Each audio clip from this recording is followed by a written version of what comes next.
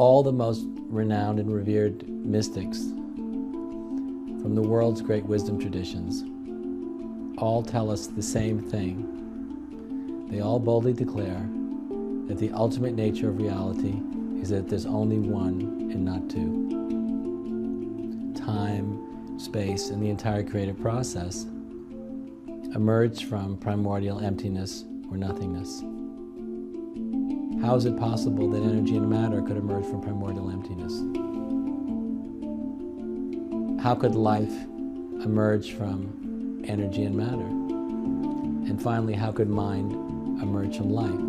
How did those quantum creative leaps of complexity actually occur? From what we could call a process perspective, from seeing the creative process as a whole, we realize that the creative process is one process. It's one event that's happening, that's giving rise to all kinds of potentials and possibilities. So the forms that the creative process give rise to come into being and eventually pass away, but the impulse, the creative impulse, the evolutionary impulse that is giving rise to them is a singularity that is immortal and unchanging. Human beings experience the evolutionary impulse in the universe at three distinct levels. So the first level is experienced as the biological command to procreate or as a sexual impulse. And the experience of the sexual impulse is the experience of an ecstatic urgency. At a much higher level, human beings experience that same evolutionary impulse as the uniquely human drive towards innovation. Human beings are the only life form on this planet that are compelled to innovate and give rise to that which is new. The human species, we seem to be driven and compelled to innovate and to create. When a creative genius sees something that could exist but that does not exist yet, and they're driven by an ecstatic sense of urgency to do whatever they need to do so that that which they see in the eye of their mind actually emerges in the world of time and space as a living reality. And at the highest level, we experience the evolutionary impulse as the mysterious compulsion towards consciousness. What does it mean to exist? Who am I?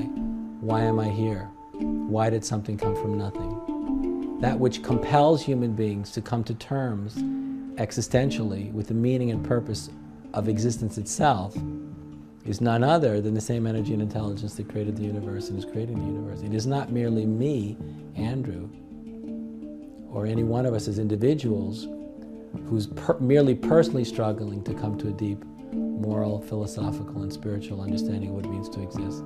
But in fact, it's the energy and intelligence that created the universe itself trying to come to a deeper understanding of what it is that it gave rise to. I experienced a great sense of urgency about my own transformation. For me, it actually became a matter of life and death. I felt that I couldn't go on in the same way unless some irreversible transformation actually occurred. And I was driven. I was driven by an ecstatic urgency to attain a shift that was irrevocable.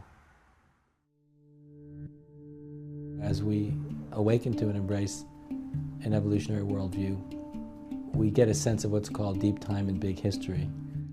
I think too many people forget how far we've come over long and vast periods of time and how much the world has changed. The system itself right now is not complex enough or nuanced enough to be able to respond to the complex global challenges that we're facing. We also at the same time want to appreciate things are getting better all the time. I always try and do the same thing, which is to tell people who they really are. That you're not who you think you are. If it's true that all the most renowned mystics from the world's greatest religious traditions declare that the ultimate nature of reality is that there's only one and not two, that means from a mystical perspective, there is only one, and you are that one. Who else could you be? So that means this is all of your responsibility. Who else's could it be except you? So wake up and realize it and take responsibility for it. And if you do, you'll experience a profound sense of freedom and liberation and joy.